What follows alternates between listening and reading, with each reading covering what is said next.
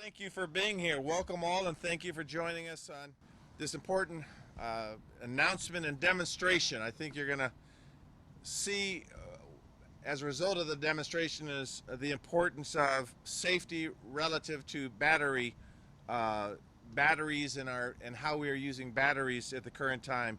You know, our city is, I think, by all accounts, a leader in innovative approaches that improve lives and increases productivity and lessens our impact on the environment. And our approach to garbage and waste management hopefully demonstrates our policies and the implementation of those policies, our commitment in that regard. You may recall in 1988, Seattle is one of the first cities in the nation to provide curbside recycling. And along that trajectory, in 2005, we began curbside food waste collection. We call upon Seattle Public Utilities and our fire department to be forward-thinking, to look at the challenges and the problems around us and come up with solutions to make sure our landfills aren't filled with toxic chemicals that harm people and indeed harm our planet. The tools and devices we use every day now in 2024, from electric cars and bikes to electric lawnmowers and tools to personal computers and tablets, they are powered by batteries. We're seeing devices that are battery charged now, which is good for the planet in unprecedented levels, and this is actually a good thing. They are invaluable to our lives, but we have to also acknowledge that they have the potential to do harm. So today we are going to learn the answer to a question we've probably all asked ourselves at one point or another. What should we do with our old batteries? Too often residents are confused about what to do with the old batteries. Many of them want to do the right thing and they just don't have the knowledge base to do the right thing. So this afternoon we're going to hear and see a demonstration of why batteries need to be kept out of the garbage and instead recycled, keeping communities and workers safe, protecting people, and indeed protecting our planet. We'll share where residents can take them to be recycled. I want to thank the Seattle Public Utilities and our Seattle Fire Department and say how proud I am of the work they are doing. As their mayor, how proud I am to keep our employees and our residents and our lives safe in Seattle and advance our city's recycling practices and to make sure we're keeping these new products out of our landfills. And with that, I'd like to introduce Seattle Public Utilities General Manager Andrew Lee. Take it away, Andrew. Thank you, Mayor Harrell, for joining us today and for your unwavering support of Seattle Public Utilities when it comes to waste innovation. As the Mayor mentioned, batteries have the potential to do harm, which is why we're taking steps to address this growing problem. As of January 1st, 2024, a new director's rule is in place that prohibits batteries, including items with embedded batteries and various electronics such as computers, monitors, and TVs from being discarded in the garbage. This directive is a crucial step in recognizing the hazardous nature of these chemicals in batteries and electronics. They can also pose a risk to human health and the environment when if disposed of through the solid waste collection system. Batteries in particular are corrosive and prone to causing fires at our transfer stations. We know that proper disposal, which we'll detail in a minute, is essential to help ensure the safety of our SPU staff, contractors, our facilities, and our communities. I'd like to just touch a little bit on the environmental impact of batteries. Batteries contain mercury, lead, cadmium, lithium, and even acid that can leak from them when damaged through the collection and disposal process. Alkaline batteries contain acids that corrode metals and can damage the environment.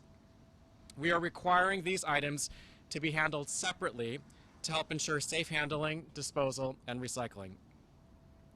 In addition to protecting workers who handle solid waste, this also protects the environment from hazardous chemicals and allows recyclable materials to be reclaimed for further use. That in turn cuts down on the need to mine for more materials. Seattle continues to be an industry leader when it comes to responsible waste management, and this policy aligns with our broader commitment to minimize impacts on the environment. I'm happy at this point to introduce Chief Scoggins.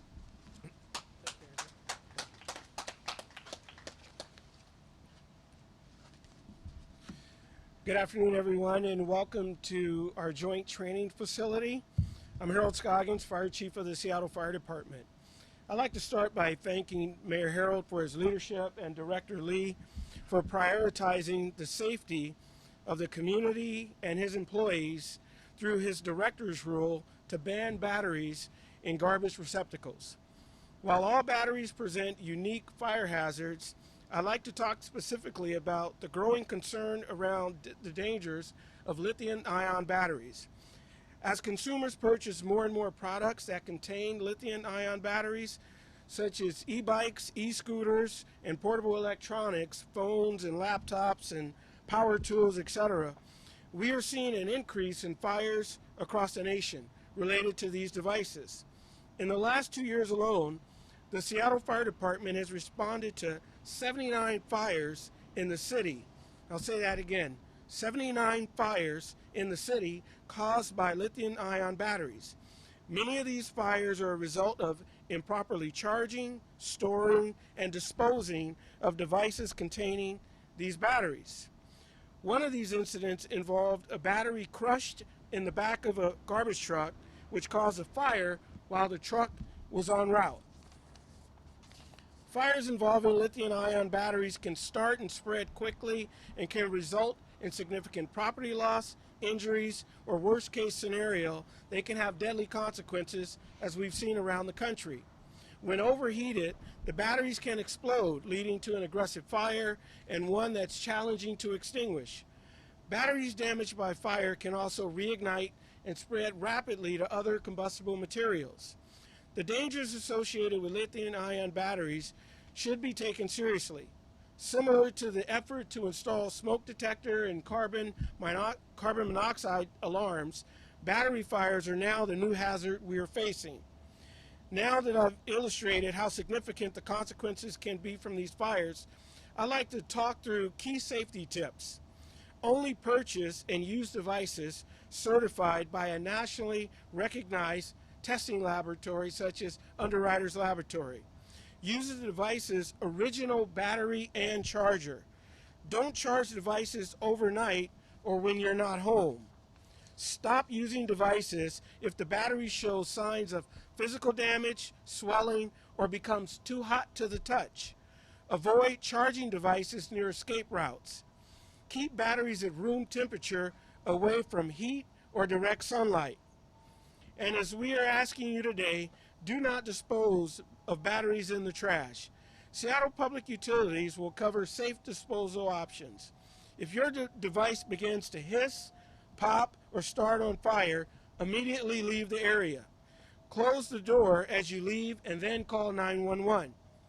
Fire extinguishers do not work on lithium-ion batteries. Don't try to extinguish them on your own. I'll leave you with this statistic. In the past 3 years, the Seattle Fire Department has responded to 8 fires at SPU's garbage and recycling transfer stations. While not all of these fires can be tracked back to a battery, it is highly likely they were the culprit in at least a few of these fires. Next, you'll hear from an SPU employee who works at a transfer station and was on site during one of the fire incidents. Thank you for your time.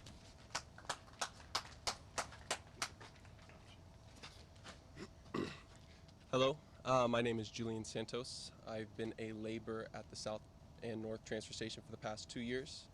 I'm here to talk about what happens when batteries are thrown away in the garbage. Well, what happens is we dispose of it just like any other garbage we would. Garbage gets dropped off. Our bulldozer bucket operator will push the garbage up into the compactor. When that happens, there is a small chance that the battery could be caught underneath the loading bucket, creating a spark. This happened recently at our South Station. When that happened, the spark, when that happened, we pushed the garbage. When that happened, we pushed the spark into the garbage, creating a flame in the garbage pile. It was a lithium-ion battery, and when that happened, lithium batteries tend to explode spreading a fire's reach is spread very quickly. When that happens, our operator calls over the radio, letting everybody at the station know that there is a fire. After that, we pull the fire alarm, evacuate the customers, stop incoming traffic, and evacuate ourselves, leaving the rest up to Seattle Fire. Our director's rule is very important to our safety at the stations and our safety for the community at the landfills. Everything that leaves our station goes directly into the landfills, so it is important for our community to dispose of them correctly. You can dispose of batteries at our north and south transfer stations for free. If you don't want to swing by here, we will take them at any e-waste recycle plant. They will also accept them for free. Next, I am going to introduce McKenna.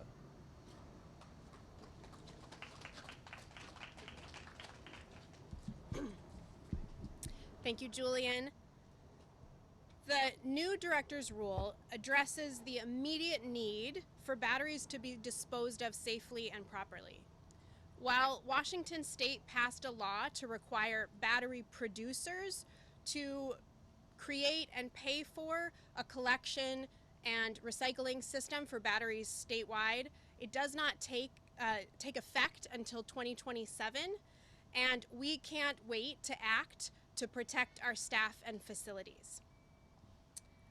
There are several ways that SPU customers can safely dispose of batteries and electronics, and this information is also available on our website. Batteries can be dropped off for free at SPU North and South transfer stations, at our hazardous waste facilities, and rechargeable batteries can be taken to partner retail locations through the Call to Recycle voluntary producer responsibility network. Customers can also request to have them picked up at the curb for $5 through our special item pickup program. For customers in apartments or condos, the account holder, such as the property manager, needs to schedule the pickup. If a battery is damaged or defective, customers should take those batteries to a household hazardous waste facility for special handling to ensure safe handling and disposal. Electronics can be dropped off for free at our North Transfer Station and throughout the city at a number of sites provided through the free statewide recycling program called eCycle Washington.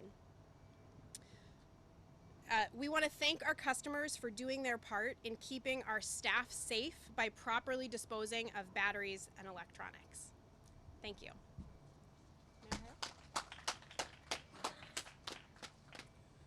So that'll conclude the information that we wanted to share with you. If there are a question or two, I'll be more than happy to answer that. Otherwise, we're going to see a demonstration right now. So I'll just open it up for questions. Thank you. We're going to do, no. Are there any questions? We're really excited about this opportunity. Again, I want to thank Director Lee and the Chief for making our entire city aware of what we're trying to do. We're trying to protect people, to protect our employees and protect our environment. It's really as simple as that, and this director's rule will certainly head us in the right direction. Okay. Yes, sir. Are the guys and gals who pick up the garbage, are they going to be looking for this in the future? And if there's a problem, do something about it? Sure. I think the question is, will they inspect the garbage? Like when they're dumping it or they see it, if they see a whole bunch of batteries and then, later time they see more. Yeah, do you want to answer? Did you hear the question? Sure, yeah. If our collection staff observe batteries or electronics in the garbage, they will leave a tag for the customer letting them know and asking them to remove it so that the collection can proceed safely. What is the status of electric car batteries? I mean, obviously you're not going to recycle them, but how do you guys handle that? The status of electric car batteries. And I just to clarify the question. I guess the question would be, what is a manufacturer of these vehicles? What are their plans to do with their batteries? you know, obviously the coverage of this particular director's role is on electronic batteries, not vehicle batteries. My understanding is this is a rapidly developing kind of area of recycling and reuse, and we're closely monitoring it. But you know, this particular director's role doesn't really affect car batteries at this time. McKenna, do you want to add anything to that, or? There is currently a bill being considered in the state legislature that would address electric vehicle batteries, and action has been taken at the state level in New Jersey. They recently adopted a statewide recycling law for electric vehicle batteries, and it's something that's being considered here in Washington as well. Chief, what's the process of putting out these fires? Are you using something differently? Sure. You may remember last summer we deployed our energy response team, and Captain Lujan is here from Fire Station 25. So our firefighters have additional training on our energy response team, and they have a different type of a resource to put these fires out. But it's evolving so fast, we're still learning as we go, and that's going to be a part of the demo, what you're going to see, and Captain Lujan will be able to talk you through that. All right. Thanks for those questions. We almost got stumped, but we didn't. So let's watch the demonstration. That's what we saw with the first cell failing. There's another one failing right now. So there's a total of 4 cells over there. The fire that you're seeing is probably just the casing that's on the outside of the battery. So there's usually a pop and a hiss, followed by some smoke under pressure, and then depending. It's actually a lot better than the test runs I did. A little bit more going on. How big? What's the size of the battery? Those are an 8. We actually have some. The best one so far.